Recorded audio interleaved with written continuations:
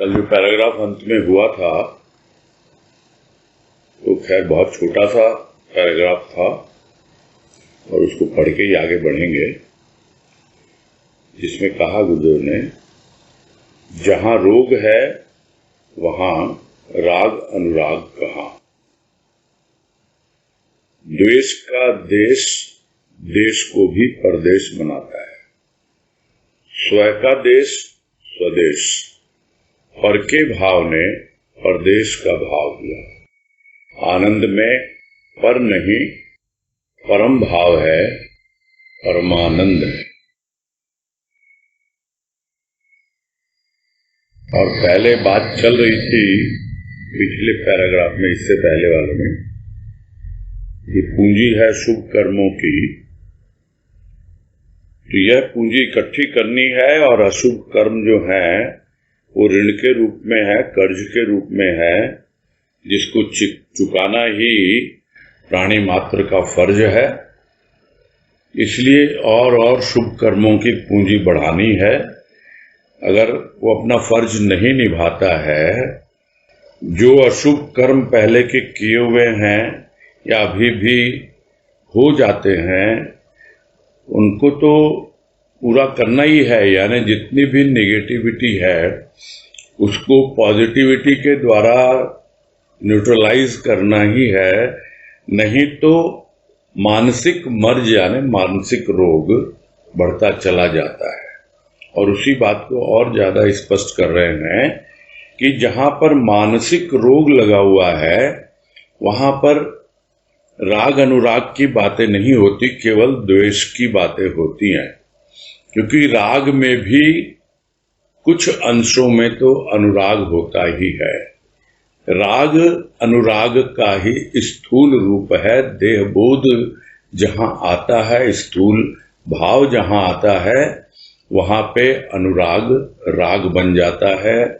जिस तरह जहां स्थूल का भाव आता है वहां प्रेम, कामना, वासना, मोह, लोभ इत्यादि का रूप ले लेता है, वैसे ही अनुराग राग का रूप ले लेता है। तो यदि मानसिक रोग लगा हुआ है तो उसको तो राग भी नहीं होगा, वो तो द्वेष में ही पूरा जीवन व्यतीत करता रहेगा। यानी दूसरों के साथ जलता रहेगा, परेशान होता रहेगा, ईर्ष्या करता रहेगा।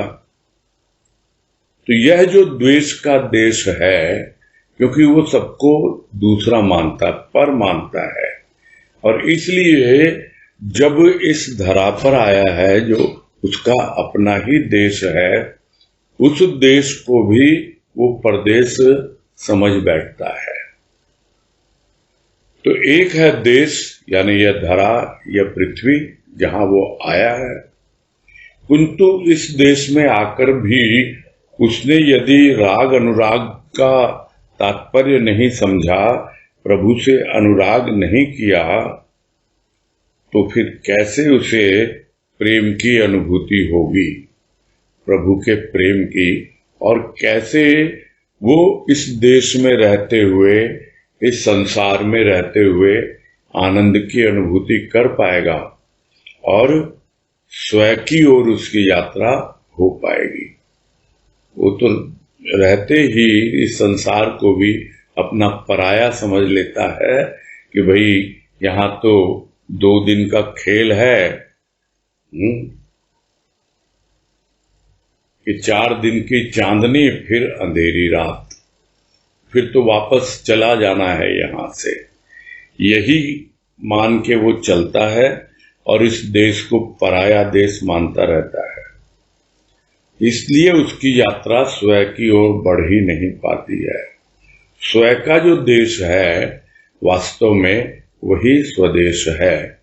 यानी देश बीच की अवस्था, और यदि इस देश में यह भाव रखे कि मुझे आनंद उठाना है, मुझे प्रभु से अनुराग करके प्रेम करते हुए आगे बढ़ता चला जाना है, जो गुरुदेव ने पहले भी बताया कि किस प्रकार से आप हृदय के अनुराग को प्रेम में परिवर्तित कर सकते हो। और जब वो प्रेम में परिवर्तित होता है और धीरे धीरे प्रेम संतुष्ट होता चला जाता है, तो हमारी यात्रा जो अनुराग से शुरू हुई वो परमानंद की ओर, पूर्णानंद की ओर बढ़ती चली जाती है। और वहां पर पहुंच कर ही हम जो हमारा स्वयं का देश है, जो हमारा स्वदेश है, उसको अनुभव कर पाएंगे। अन्यथा पर के भाव ने तो हमेशा इस संसार को परदेश का भाव ही दिया। जिस तरह कुछ लोग हैं जो इस संसार को मिथ्या कहते हैं, जगत को मिथ्या कहते हैं, उसी तरह कुछ लोग हैं जो इस संसार को, इस देश को परदेश कहते हैं। तो यह जो पर का भाव है, वास्तव में वो प्रारंभ होता है द्वेष के कारण। किंतु जब राग से शुरुआत हो और अनुराग जीवन में आ जाए प्रभु का, तब धीरे धीरे उसकी यात्रा आनंद की ओर होती है। और जैसे जैसे आनंद आता चला जाता है, तो गुरुदेव यही कह रहे हैं, आनंद में कोई पर नहीं, कोई दूसरा नहीं है। वो तो आपको परम भाव तक ले जाएगा, परम भाव में स्थित कर देगा और परमानंद की अनुभूति दिला देगा। यानी प्रारंभ आनंद से है और वो आनंद आता है भाव में। और जैसे जैसे भाव परम भाव की ओर बढ़ता चला जाता है, वैसे वैसे वो आनंद भी परमानंद की ओर बढ़ता चला जाता है। बस ध्यान यही रखना है कि हमें तो प्रभु से अनुराग, प्रेम और प्रेम की संतुष्टि उसके भाव के द्वारा करते हुए परम भाव तक पहुंचना है, तभी हमें परमानंद की अनुभूति हो पाएगी।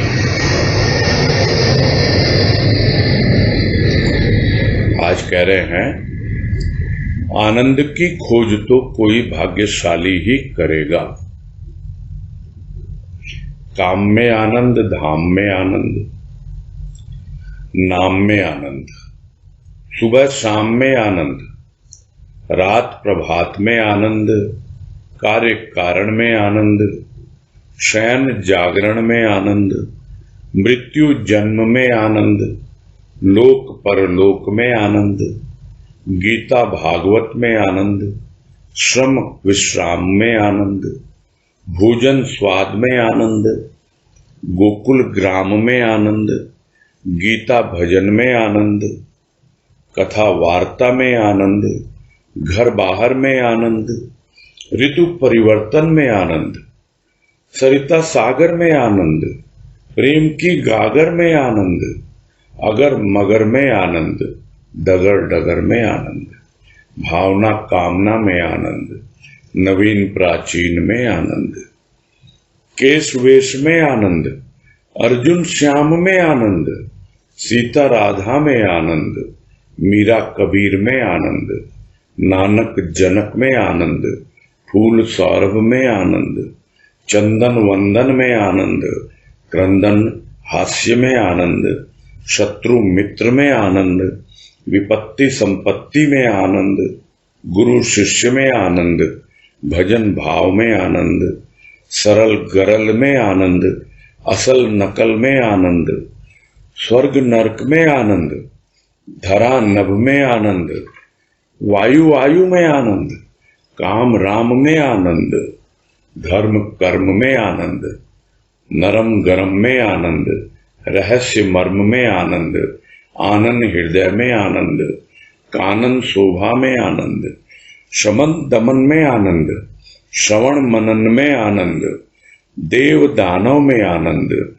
प्रीति रीति में आनंद, नीति शांति में आनंद, अत्र तत्र में आनंद, यंत्र मंत्र में आनंद, सर्वत्र आनंद ही आनंद। और इसके साथ ही गुरुदेव ने इस पैराग्राफ को भी पूरा किया है और इस लेख को भी संपूर्ण किया है। अब हमें समझना है, क्योंकि मेन जो पॉइंट इसके पीछे है जो गुरुदेव समझाना चाह रहे हैं, और उस पॉइंट को पहली लाइन में ही लिख दिया है, और वो यह कि आनंद की खोज तो कोई भाग्यशाली ही करेगा। यानी जो आनंद की खोज करना चाहता है वो कहीं से भी प्रारंभ कर सकता है। वो अभी इसी क्षण, इसी मुहूर्त यदि सोच ले मुझे आनंद उठाना है, मुझे आनंद अनुभव करना है, तो जो कुछ भी कर रहा है, भले ही वो कोई काम कर रहा हो, भले ही वो सुन रहा है अभी, भले ही वो अपना कुछ मनन चल रहा है, उसका कुछ भी है उसमें उसे आनंद मिलेगा। यानी कुछ भी काम करे कोई, यदि वो खोज सकता है, यदि वो खोजी होगा, आनंद का खोजी, तो उसे सर्वप्रथम समझ लेना चाहिए कि बहुत ही भाग्यशाली हूं मैं कि मैं अब सुख से हटकर आनंद की खोज में लगा हूं। उसके पहले तक तो जो भी खोज थी वो सुख की खोज थी, वस्तुओं में खोज थी, और उस वस्तु को पाने के लिए धन की खोज थी कि किस तरह और धनोपार्जन किया जाए, और धन उपार्जन ही नहीं, किस प्रकार उस धन का संग्रह किया जाए, क्योंकि उसे लगता था कि जितना धन संग्रह कर पाऊंगा उतना ही मैं सुख चैन की जिंदगी जी पाऊंगा और मैं अपने जीवन का लक्ष्य पूरा करके इस संसार से जा पाऊंगा। क्योंकि उसका लक्ष्य था सुख, उसकी खोज थी सुख। वो तो बड़ा भाग्यशाली कोई होता है जिसके भीतर आनंद की खोज का भाव आता है, और जो काम भी वो कर रहा है ये मान के करता है कि ये काम तो मेरे प्रभु का दिया हुआ है, इसके माध्यम से वो अपनी सेवा ले रहा है। इस भाव से जब वो काम करता है, तब सेवा में यदि कोई मेवे की भावना रखे और इस कहावत को याद करता रहे कि सेवा करे सो मेवा पावे, और इस भाव से जो सेवा करेगा, कोई काम करेगा, इसका मतलब वो फल की आकांक्षा से काम कर रहा है, मेवा पाने के लिए काम कर रहा है, उसे फिर आनंद नहीं आएगा। यह जो फल की इच्छा है यही आनंद से वंचित कर देती है। तो कुछ भी कर्म करे प्राणी, कुछ भी काम करे, यदि उसे आनंद प्राप्त करना है तो फल की इच्छा का त्याग करना है, और यह समझकर ये मेरे प्रभु का दिया हुआ काम है, और पूरे मनोयोग से, पूरे भाव से डूबकर अच्छी तरह उस काम को करे, तो अपने आप ही उस काम को एंजॉय करेगा। अन्यथा वो काम उसको बोझ लगने लगता है और वो आनंद नहीं उठा पाता है। तो पहली पंक्ति जो गुरुदेव ने कही उसके आधार पर, और पहला शब्द जो लिया गुरुदेव ने, उसमें बहुत कुछ सार उन्होंने भर दिया ताकि हमें आगे समझने में परेशानी न हो कि काम में आनंद खोजो। कैसे खोजो? भाव से काम करो। भाव क्या हो कि मेरे प्रभु का दिया हुआ काम है, इसके माध्यम से वो अपनी सेवा ले रहा है। फिर जहां कहीं हो वही तुम्हारे लिए प्रभु का धाम है। वो कब संभव है? जब तुमने अपने हृदय में उसको एक स्थान दिया हो। तुम्हारा हृदय ही उसका धाम बन गया। कहने को तो लोग कहते हैं कि 4 धाम हैं, किंतु जो रोम रोम में राम की अनुभूति करने लग जाता है, वो उस राम को, उस भगवान को अपने हृदय में अपने आप ही स्थापित कर लेता है। उसका हृदय धाम बन जाता है। भजन की पंक्ति याद आने लग गई कि जब से छुआ है मैंने इन चरणों को, मिला है स्पर्श तेरा इन प्राणों को।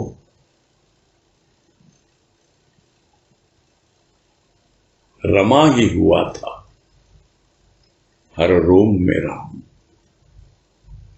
और दूसरे पैराग्राफ की पंक्ति में है, बन ही गया हृदय अब तेरा धाम। अन्यथा हम मंदिर जाते हैं, मस्जिद जाते हैं, सत्संग सदन जाते हैं, अलग अलग धामों में जाते हैं, और जो विशेष विशेष सत्संग से संबंधित भी स्थान बने हुए हैं, हम वहां की यात्रा करने के उत्सुक रहते हैं, इच्छुक भी रहते हैं, फिर उत्सुकता जागती है। किंतु अभी क्या हो रहा है? अभी हम जहां हैं, जहां बैठे हैं, अपने ही घर में, ऑफिस में, जिस स्थान पर भी हैं, वहीं पर हमें अनुभव हो रहा है कि यह तो प्रभु का धाम है। और इस धाम में अभी हम प्रभु की वार्ता कर रहे हैं, और यही प्रभु का धाम हमारे लिए आनंददायक हो गया। और नहीं तो यही सोचते हैं, अरे भाई सदन ही नहीं जा पा रहे हैं, अरे भाई उत्सव निकल गए इतने, कहीं भी जा नहीं पाए हम तो, और उत्सव आ रहे हैं, देखें क्या होगा नहीं होगा। किंतु जिसने अपने हृदय में धाम बना लिया, उसके लिए वो जहां कहीं भी है, किसी भी स्थान पर है, वहां वो आनंद उठा सकता है। तो उस धाम में भी आनंद मिलता है। और किसी भी नाम का आधार लो, प्रभु का नाम है, प्रारंभ वहीं से होता है। और अगला लेख वही आने वाला है, अनामी का नाम। उसका नाम कुछ भी हो, है वो अनामी। किंतु जब तक हम उस नाम के द्वारा उस अनामी की अनुभूति नहीं पा लेते, तब तक हमें उतना आनंद नहीं मिलेगा जितना आनंद सिर्फ नाम जप में। नाम जप में क्या है? मनोयोग है, मन से जुड़ना है। किंतु उस नाम में आनंद तभी आता है जब हमारे भीतर यह भाव हो कि यह नाम तो अनामी का नाम है, मेरे प्रभु का नाम दे दिया लोगों ने, उनके माता पिता ने बलदेव नाम दे दिया, नंदलाल नाम दे दिया, किंतु वो तो स्वयं अनामी ही है। तब जाकर उस नाम में आनंद आता है। फिर कोई भी समय हो, कोई भी वक्त हो, सुबह हो, शाम हो, रात हो, प्रभात हो, कोई भी अवस्था हो, समय का कोई भी पल हो, बस वो ठहर जाता है। समय का वो पल जब ठहर जाता है, तब जो आनंद आता है, वहां फिर रात, प्रभात, सुबह, शाम कोई महत्व नहीं रखते हैं। ये तो समय है। सूर्योदय सूर्यास्त के अनुसार हमने इसको सुबह और शाम का नाम दे दिया, रात और प्रभात का नाम दे दिया, किंतु समय तो चलता रहता है। तो समय कोई भी हो, जिस समय हमें समझ में आ जाए कि समझाने वाला हमें क्या समझा रहा है, वो प्रभु हमें क्या समझा रहा है, वो हमें अपनी अनुभूति दे रहा है, और हम उससे क्या कहेंगे? हम उसे यही कहेंगे, कुछ ना कहो, कुछ भी ना कहो। क्या कहना है, क्या सुनना है? समय का ये पल थमसा गया है, बस एक मैं हूं और एक तुम हो। कुछ ना कहो, कुछ भी ना कहो।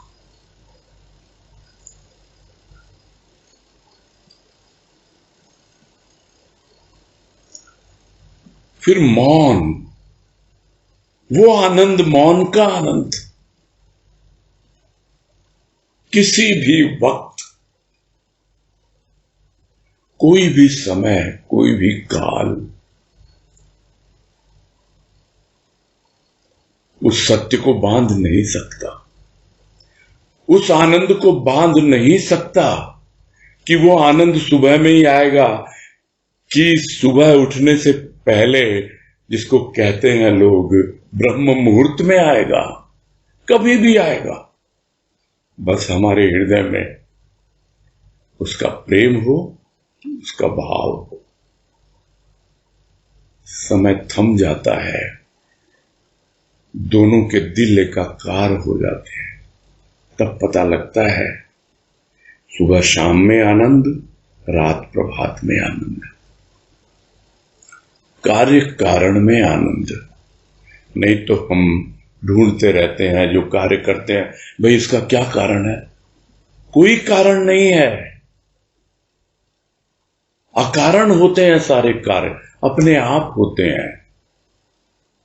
कर्ता की इच्छा ही कर्म बनती है, यही तो गुरुदेव ने सिखाया। और तुम अपने आप को कर्ता मानते हो? नहीं, तो फिर क्यों कारण को ढूंढ रहे हो? तुम्हारा काम है कार्य करना। तुम्हारे सामने जो कार्य दिया है तुम्हारे प्रभु ने, उसको किए जाओ, कारण मत ढूंढो। तेरी कृपा अहेतुक अनुपम, ये सब भजनों की लाइनें क्यों याद दिलाते हैं गुरुदेव? समझ में नहीं आता। तेरी कृपा अहेतुक अनुपम, आत्मिक अनुभव ही पहचान। कर्ता कर्म का मर्म समझकर कारण में क्या बांध दिया? हम उसकी कृपा को कारण में बांध देते हैं। वो तो अहेतुक है, अकारण है, और वो हमें आत्मिक अनुभव तक ले जाने के लिए है, यानी आत्म अनुभूति देने के लिए है। उसके पहले यदि हम उस आनंद का कारण खोजते रहेंगे कि मैंने ऐसे कार्य किया तो मुझे आनंद आया, अरे जैसे भी करो, उसका दिया हुआ काम, उसकी कृपा, वही उसे पूरा कर रहा है, उसकी इच्छा से ही वो कार्य संपादित हो रहा है। तब पता लगता है कि कार्य कारण में आनंद ही आनंद है। शयन जागरण में आनंद, कब सोए कब उठे पता ही नहीं लगता है। जो आनंद में विभोर रहता है, मगन रहता है, उसके लिए सोना जागना कोई फर्क नहीं पड़ता, और भले ही वो इस दुनिया में आए या चला जाए, उसे पता है मैं आनंद लोक से आया हूं और वापस आनंद लोक में ही जा रहा हूं। इसलिए जन्म और मृत्यु में भी उसे आनंद की ही अनुभूति होती है, चाहे वो इस लोक में है चाहे परलोक में है, कोई मायने नहीं रखता है, देखता ही नहीं है। जिस लोक में भी है वहां पर सत्य ही सत्य है, वो सत्य लोक है, वो आनंद लोक है। तब उसे आनंद की अनुभूति होने लगती है। अब कुछ लोग आनंद की प्राप्ति के लिए विशेष तौर पे प्रतीक्षा करते हैं, कब भागवत का पाठ हो या कब गीता की व्याख्या हो, तो उन्हें आनंद आता है भागवत की कथा में, किंतु कितने दिन, बस वो एक सप्ताह। तो क्या पूरी जिंदगी एक सप्ताह ही है? भाई 365 दिन में से 7 दिन यदि तुमने भागवत सुन ली, तो क्या उसमें उतना आनंद उठाया कि वो आनंद तुम्हारा चिरस्थायी हो गया, कि जब कभी भी तुम चाहो वो आनंद तुम्हें मिलता रहे? तो जिसे मिलता है वो कहीं भी आनंद ले लेता है, और लोग लेते हैं किंतु समय विशेष के लिए लेते हैं, मेहनत करते हैं, परिश्रम करते हैं, मेहनत करते हैं। कुछ लोगों को अच्छा लगता है मेहनत करना, और करना भी चाहिए, उसी में आनंद आता है। एक तो वो श्रम कभी विफल नहीं जाएगा। एक बहुत प्रसिद्ध स्लोगन याद आ गया जो पढ़ा था कहीं क्या, पालम स्कूल के बाहर दीवार पे शुरू में लिखा था, राजमा ने ही लिखवाया होगा, सरस्वती जी की तस्वीर उसके नीचे लिखा हुआ था कि हे अम्ब, प्रेम और श्रम कभी विफल नहीं होते।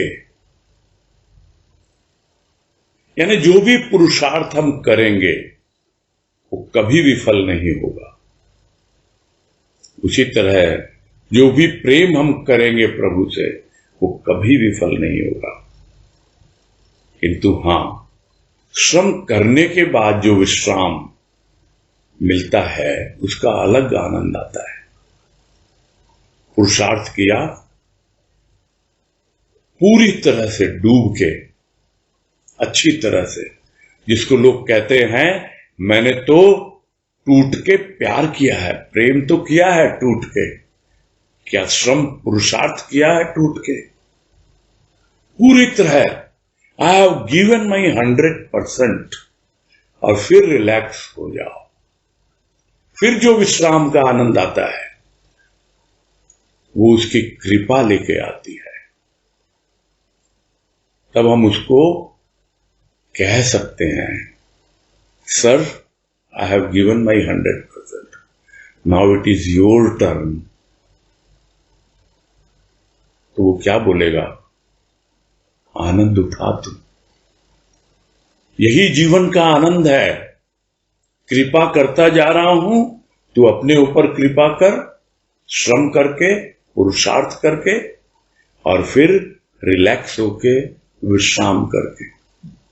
यही जीवन है, इसी में आनंद है। भोजन स्वाद में आनंद है, जो भी स्वादिष्ट लगता है, सिर्फ बाहर का भोजन ही नहीं, भीतर का भोजन भी। भीतर का भोजन है भजन,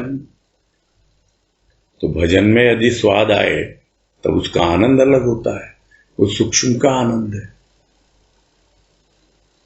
यानी स्वाद लेना है, सिर्फ मात्र भोजन करने के लिए भोजन नहीं करना, सिर्फ भजन गाने के लिए नहीं गाना, उसका आनंद उठाना है।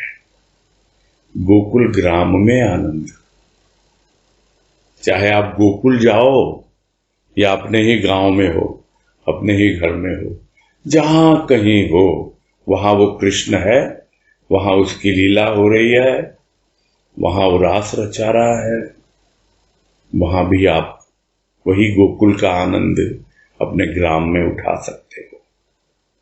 गीता भजन में आनंद, तो चाहे गीत गाओ, गीता का पाठ करो या भजन गाओ, लेकिन आनंद कब आएगा? तो सीधा सीधा फार्मूला है आनंद का, वो है प्रेम और भाव। प्रेम और भाव का जब साधन अपनाता है तब आनंद भी आता है और वो हमें आगे भी बढ़ाता है। निष्फल नहीं होता, कभी विफल नहीं होता। जितना कुछ हमने उपलब्ध किया वो हमारा हो जाता है, बशर्ते हम उस पूंजी को निरर्थक कार्यों में खर्च न करें। फिर जो भी कथा वार्ता हम करेंगे कि हमने क्या अनुभव किया, क्या उसकी कृपा को हमने जाना, किस प्रकार से उसकी कृपा बरस रही है, कुछ भी कथा वार्ता करो। लोग कथा कहते हैं कि भाई ये इस कथा में ये लिखा, पुराण करते हैं, भागवत करते हैं, रामायण करते हैं, फिर उसके ऊपर वार्ता करते हैं, यानी उसकी व्याख्या करते हैं। तो हम कोई कथा तो नहीं पढ़ रहे हैं, किंतु वार्ता जरूर है। ये भगवत वार्ता है, आनंद की वार्ता है, सत्य की वार्ता है। और इसमें आनंद की यदि वार्ता है तो उसमें आनंद क्यों नहीं होगा। तो जो कुछ भी हम बोल रहे हैं, जो कुछ भी सुन रहे हैं, उसमें आनंद ही आनंद छिपा हुआ है, बशर्ते हम उसे खोजें। घर बाहर में आनंद, चाहे घर में हो, बाहर में हो, किसी जगह भी हो। ऋतु परिवर्तन में आनंद, इस आनंद को लेना थोड़ा कठिन हो जाता है कि बाहर तो ऋतु परिवर्तन हो रहा है, प्रकृति में परिवर्तन होता है। हां, जिसने उसकी व्यवस्था कर रखी है, यानी जिसने उस ऋतु परिवर्तन के अनुसार अपना इंतजाम कर रखा है कि सर्दियां आएंगी तो मेरे पास पर्याप्त मात्रा में सर्दी को अनुभव करने के लिए या झेलने के लिए तैयारी है। उसी तरह गर्मियों के लिए मौसम के अनुसार, ऋतु के अनुसार, यह तो प्रकृति का परिवर्तन है, स्थूल प्रकृति का। किंतु भीतर की प्रकृति का परिवर्तन, उसको झेल पाना, उसको समझ पाना, बिना सद्गुरु की कृपा से संभव नहीं हो पाता है। परिवर्तन हो रहा है हमारी प्रकृति में, हमारी सूक्ष्म प्रकृति में। बाहर की प्रकृति कुछ भी अपना प्रकोप दिखा रही हो, किंतु यह बाहर का अभिशाप हमारे लिए तो वरदान बन के आया है, हमारी सूक्ष्म प्रकृति के लिए। और जो इस भीतर के परिवर्तन को, प्रकृति के परिवर्तन को, ऋतु के परिवर्तन को समझ पाता है, उसका आनंद उठा पाता है, तो उसका यह आनंद प्रारंभ तो क्षणों से ही होता है, किंतु युगों में बदल जाता है। यह है आनंद की महिमा कि किसी प्रकार भी परिवर्तन हो, हमें लगता है कि हम गतिशील हैं, हम आगे बढ़ रहे हैं, और वो आनंद जो हर जगह विद्यमान है, हमेशा हमारे साथ। सरिता बह रही है प्रसन्न चित्त होकर, आनंदित होकर, और जब सागर में समा जाती है तब उसके आनंद का क्या ठिकाना है, क्योंकि उसे तो ठिकाना मिल गया, उसे तो ठौर मिल गया। जहां पहुंचना था वहां वो सरिता पहुंच गई, तो उसमें आनंद ही आनंद उसे मिल गया। और यही नहीं कि सागर में ही आनंद मिला, गागर में भी आनंद मिल गया, किंतु वो गागर प्रेम की गागर होनी चाहिए।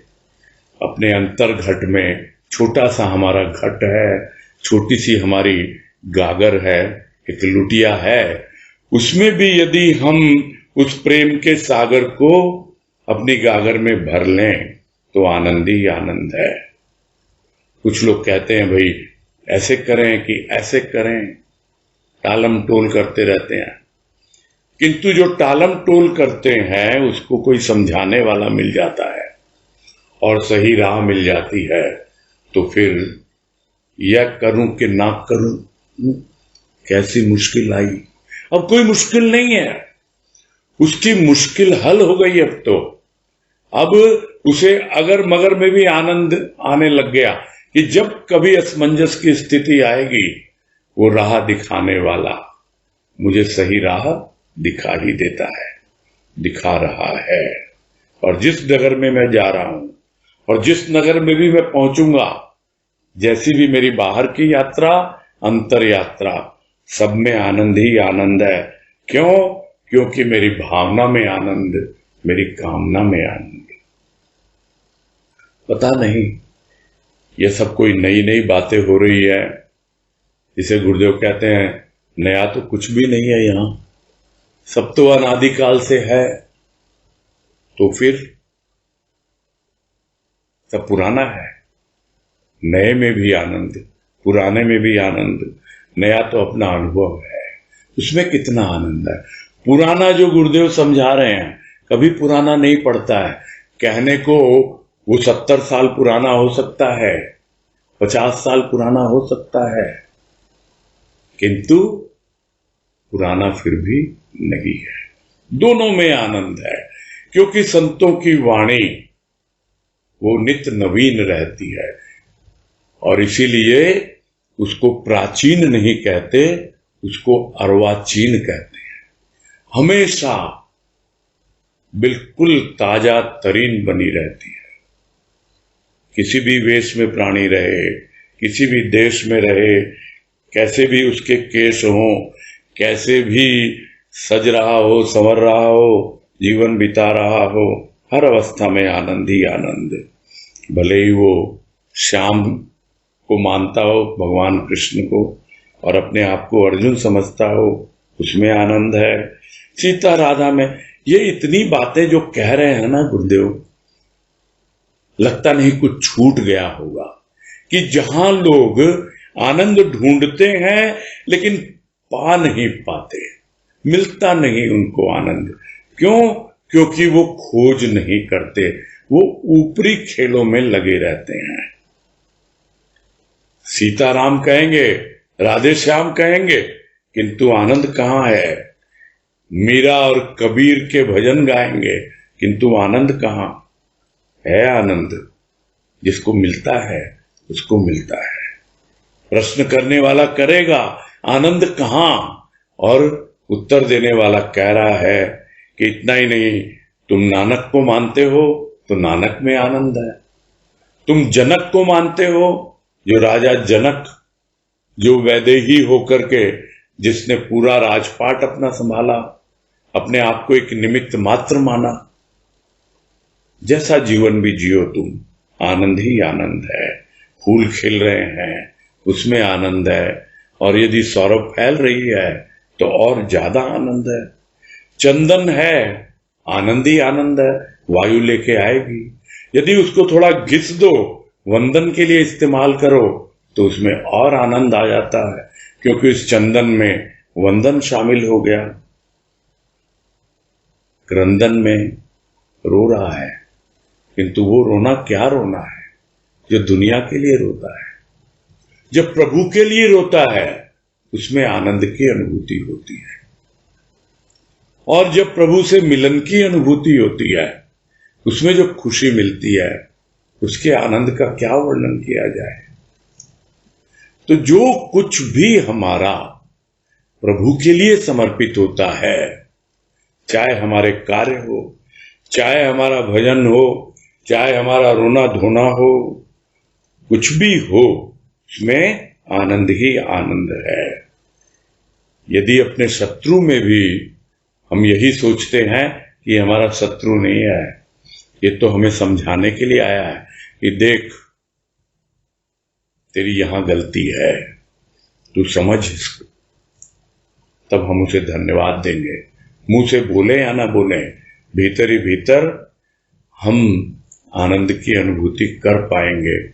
नहीं तो हम यही कहते रहेंगे, ये तो रिपु हैं, ये तो विकार हैं, शत्रु हैं हमारे। नहीं, उनसे शत्रुता नहीं रखें और न ही मित्रता का भाव रखें। जो भी मित्र है ठीक है, उसमें आनंद मिला है। सुंदर भाव विचार है, उसमें आनंद है। वो आए हैं, बड़ी खुशी है, स्वागत है आपका, पधारिए, हाथ जोड़ के फिर कहते हैं पधारिए। एक पधारिए यानी आइए, स्वागत है। एक पधारिए यानी अब विदा होइए। वो समझने वाला समझ जाता है और बुरा नहीं मानता है। यही अवस्था शत्रु और मित्र के साथ होती है और हर अवस्था में आनंद की अनुभूति प्राणी कर पाता है। चाहे संपत्ति कमाए, उसमें आनंद है।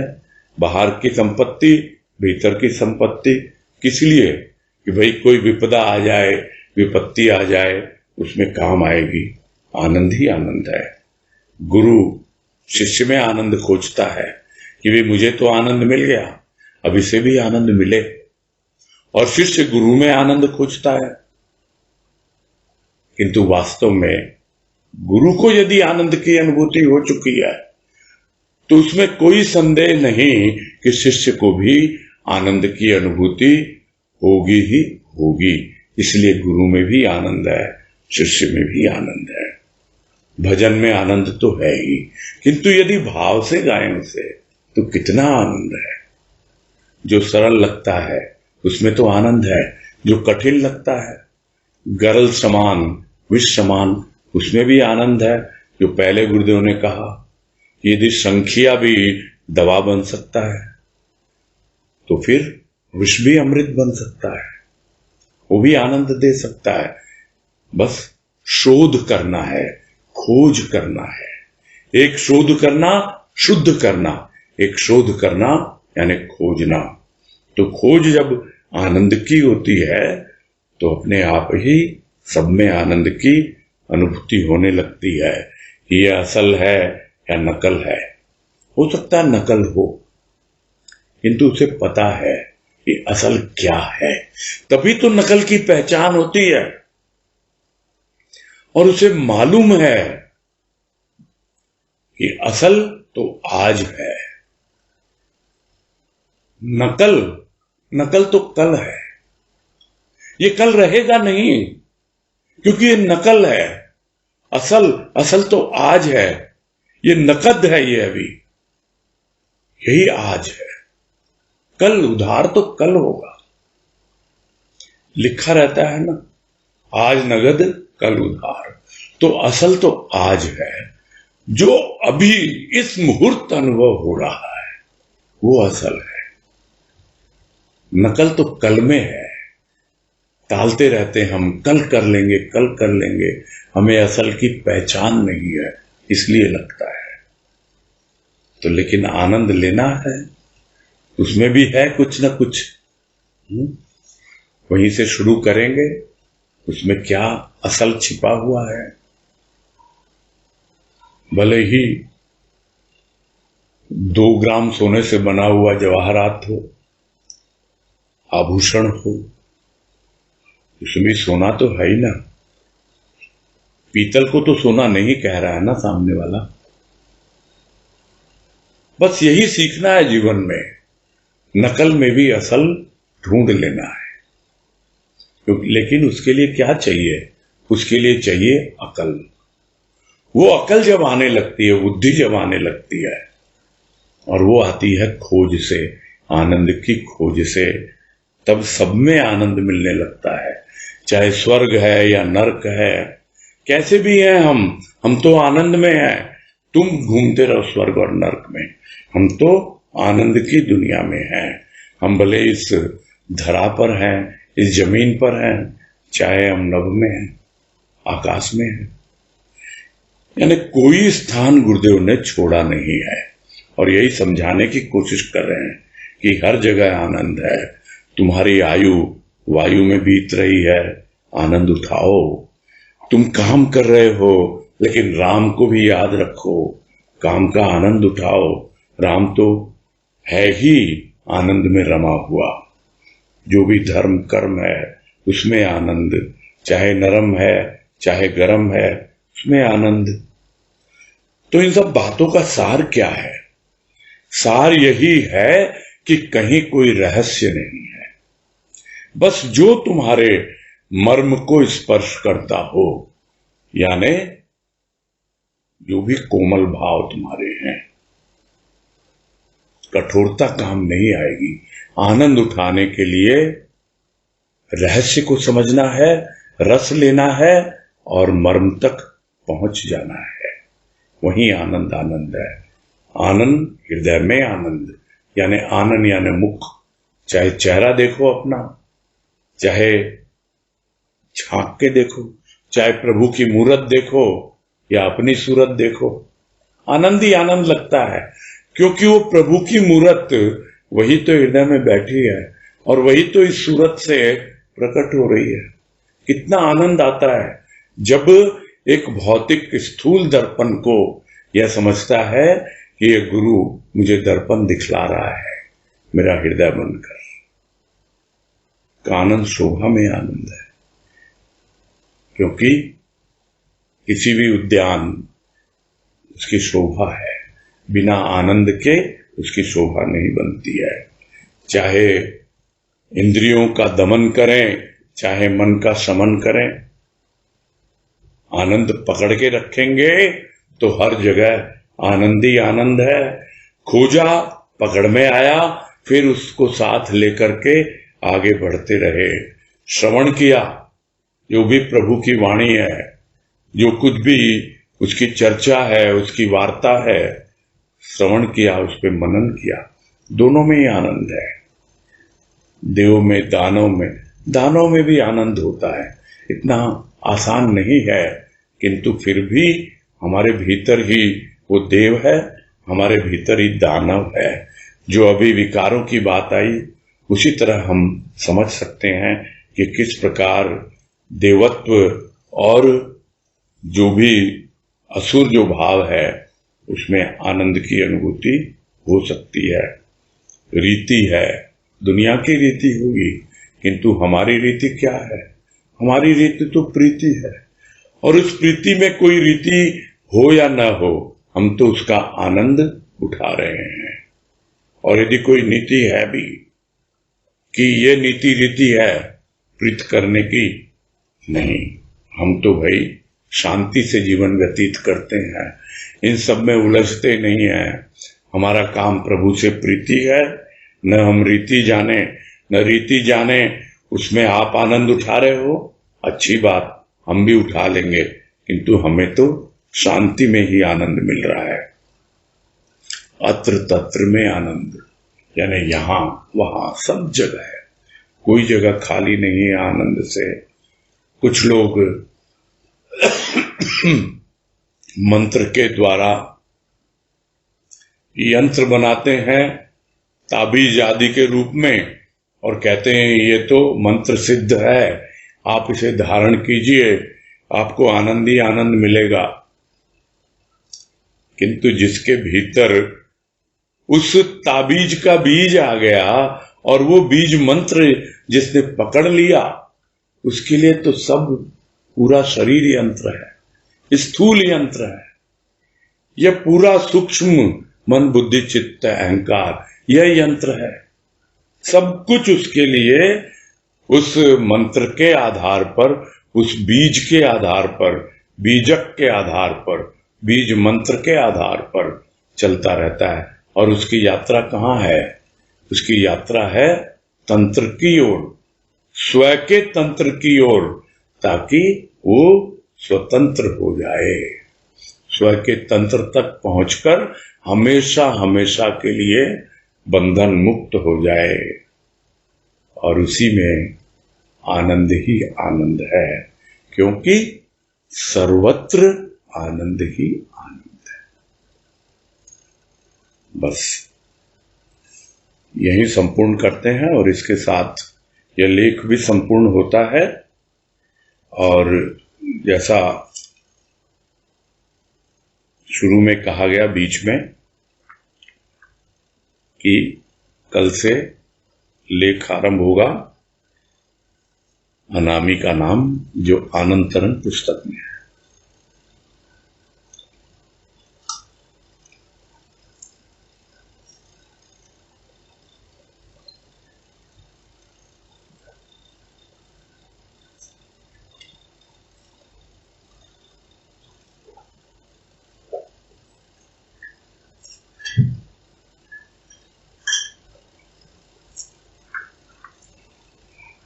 हाँ बोलिए जो।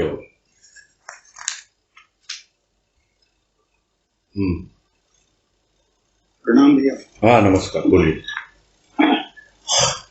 ये जो कई बार बात आती है अपना 100% देना, हाँ जी। थियोरेटिकली समझ में आता है और लगता भी है होना चाहिए, लेकिन पर्सनली कहीं भी 100% नहीं हो पा रहा है। और क्या कारण है, कैसे इसको 100% बनाएं? कोई एक दो काम से शुरू करें या दिन भर ऐसा होना चाहिए? Like how does one give that 100%? Like one wants to but somehow one is not able to. क्या क्या करना चाहिए कहीं भी, चाहे वो करना कुछ नहीं है, चाहे वो आध्यात्मिक करना कुछ नहीं है, करना कुछ नहीं है। बस उस 100% के प्रति कमिटमेंट होना चाहिए। कुछ भी करूं मैं, छोटे से छोटा काम भी करूं तो पूरी तरह डूब के इन्वॉल्व होके करूं। मेरा कमिटमेंट है उस कार्य के प्रति, that I am giving my 100%. It is not a beginning, it is not an end also. It is a continuous process. जब जागो तभी सवेरा है। आपको जहां से मन करे, जो आपको इजीएस्ट लगता हो, कि I am giving my 100% in what? In sleeping. मेरे को सोने में बड़ा अच्छा लगता है और मैं खूब अच्छे से अपना 100% देके सो रहा हूं। Can you feel it? आपका सोने के प्रति भी कमिटमेंट होगा ना, you will enjoy it. That is the main thing. ठीक है? हम सोते भी हैं तो भी हम सोने के लिए कमिटेड नहीं है, कुछ कुछ और दूसरी चीजों में लगे रहते हैं। तो यही बात है, हमारी कमिटमेंट की कमी है। कमिटमेंट हो, जहां से भी शुरू करो, जिस किसी अवस्था में, कहीं से भी, और ये आपकी एक प्रैक्टिस में आ जाता है फिर धीरे धीरे कि आप जो कुछ भी करते हो बिल्कुल इन्वॉल्व होकर करते। ठीक है? शुरू में एक दो चीज से शुरू करनी चाहिए आपके हिसाब से? कुछ करो जो आपको अच्छा लगता है और न करो जो मैं कह रहा हूं ना, मैंने जो एक एग्जांपल दिया, आप उसी से शुरू करो ना, देखो करके मालूम पड़ जाएगा आपको। हाँ, आपको मालूम पड़ जाएगा कि whether you are able to give 100%। ठीक है ना? हाँ ठीक है। ठीक है भैया, हरिओम। हरिओम हरिओम। सुनीता जालान।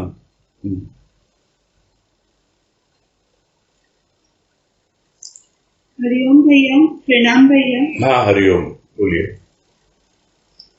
भैया, जैसे ये लेख में गुरुजी ने बताया कि आनंद सब जगह है, तो वैसे ही जैसे हर कार्य का फल सब जगह है, हर कर्म का फल निश्चित है, और कर्म करने से पहले भी थोड़ा तो अपन ऐसे आता ही है कि भाई खराब काम करेंगे तो खराब फल आएगा। अभी खराब फल की टाइम पे तो जैसे आपने बताया कि हम कुछ कारण सोच के तो नहीं किए थे वो भी काम, किसका काम करते टाइम तो हमें नहीं पता था कि इसका फल खराब आएगा। कर्म तो किया लेकिन कारण समझ के नहीं किया। जैसे आपने बताया ना कि कारण भी वही बनाता है, कार्य भी वही करवाता है, सिचुएशन भी वही देता है। यदि हम दृष्टि से देखते तो सब चीजों में आनंद है। तो ये समझ में नहीं आया कि कारण में भी आनंद है और कारण भी का फल के प्रति जागरूक, या मतलब ऐसे फल की बात ही नहीं है ना, फल है ही नहीं कहीं पर, फल पे ध्यान ही नहीं है, ये बात तो कही गई ना। हाँ, कि फल में उसकी सेवा समझ के हम कार्य कर रहे हैं कि उसने ये कार्य हमको दिया है और इस तरह से वो हमसे अपनी सेवा ले रहा है, उसका दिया हुआ काम है ये। फल हमको नहीं मालूम कि क्या फल मिलने वाला नहीं मिलने वाला है, उस पर ध्यान ही नहीं होता हमारा।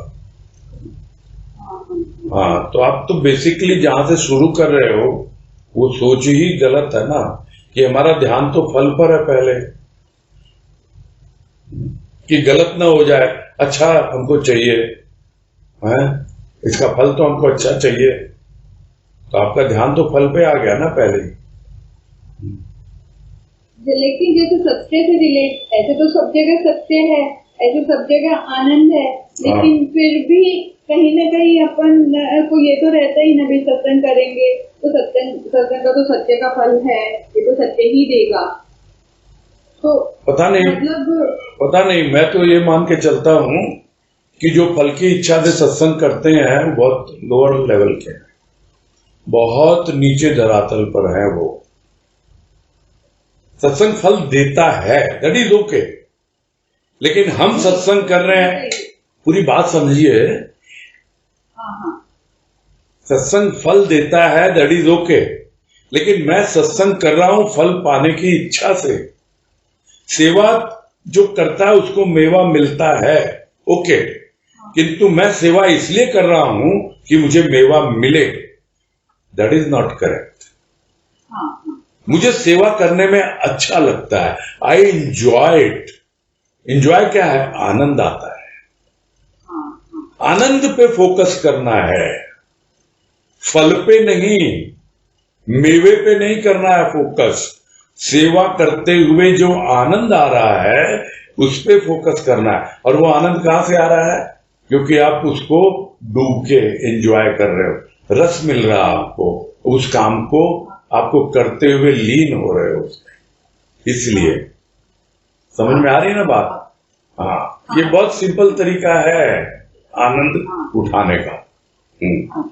तो आपने बताया ना कि वहाँ पे लिखा हुआ था प्रेम और श्रम का कभी विफल नहीं होते हैं। हाँ, कभी विफल नहीं, उसमें बस ऐसा ही आया था कि वो तो नेचुरल है, उसका तो धर्म ही है कि भाई वो तो देगा ही, लेकिन तो आपका ध्यान क्यों है उस पर?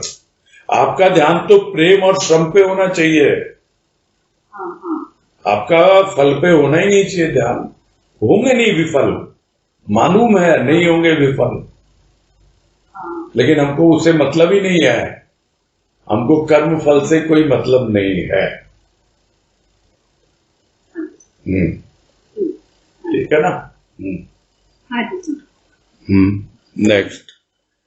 हाँ, अलका पोदार।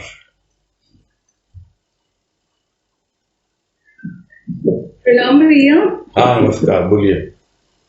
भैया ये बस मुझे अभी थोड़ा ऐसे तो थोड़ा समझ में आया, अभी आपने बहुत भी बोला तो दैत्य दानव में, देव दानव में आनंद, इसमें थोड़ा लग रहा था कि दानव में आनंद है।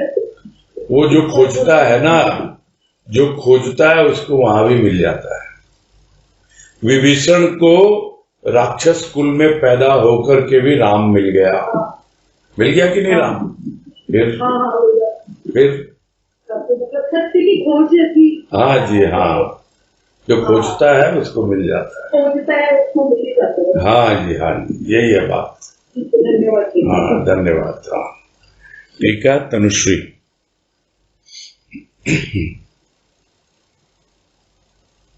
भैया। हाँ नमस्कार, बोलिए।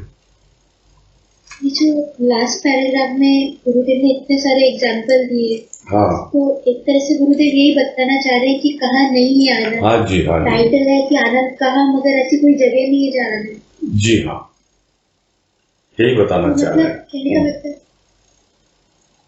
कहने का मतलब किसी भी कार्य में, कहीं भी स्थिति परिस्थिति में अगर हमारी पॉजिटिव थिंकिंग हो तो हम आनंद खोजते हैं। जी हाँ, यही है सार। इसलिए अंतिम पैराग्राफ में कोई बात उन्होंने छोड़ी नहीं है, समझा दिया है कि हर जगह आनंद ही आनंद है। क्योंकि शीर्षक है आनंद कहाँ।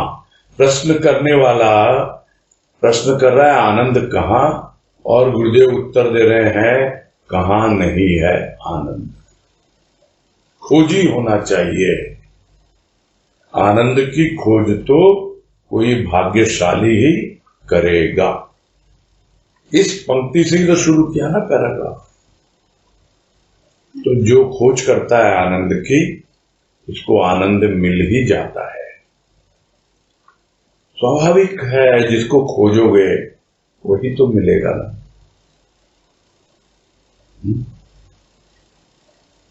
जो वाणी हम लोग बोलते रहते हैं गुरुदेव की बहुत बार कि है रे दोष खोजता है, प्राप्ति भी सुख कर नहीं। यानी जो दोष खोजता है तो उसको प्राप्ति भी दोष की ही होगी। तो दोष प्राप्ति से क्या उसको सुख मिल जाएगा? वो दूसरों में दोष खोजता है। कुछ लोग बोलते हैं नहीं, हम दूसरों में तो नहीं खोजते हैं, हम अपने आप में ही दोष खोजते हैं। अरे अपने आप में दोष क्यों खोज रहे हो? उससे क्या सुख मिलेगा तुमको? क्या आनंद मिलेगा? अपने भीतर खोजना है तो प्रभु का भाव, विचार, पॉजिटिविटी खोजो और उस पॉजिटिविटी को पकड़ के जो तुम्हारे संस्कारों में कुछ न कुछ है, जिसकी वजह से तुम आज जो है उस सदगुरु के शरण में आए हो, और वो तुम्हें रास्ता बता रहा है कि आनंद सब जगह है। आनंद उठाओ, जीवन का खोजो। प्रेम और भाव तुमको मैंने दिया है, और बढ़ते जाओ, प्रेम भाव को बढ़ाते जाओ, अपने आप ही उस राह पर बढ़ते जाओगे जहां वो आनंद तुम्हें परिपूर्णता की ओर ले जाए, वो भाव तुम्हें परम भाव की ओर ले जाए, और आनंद परमानंद की ओर ले जाए। बस यही है और कुछ नहीं है। इतना सा सार है। पूरे लेख का सार गुरुदेव ने लास्ट के 1-2 पैराग्राफ में समझा दिया है ना?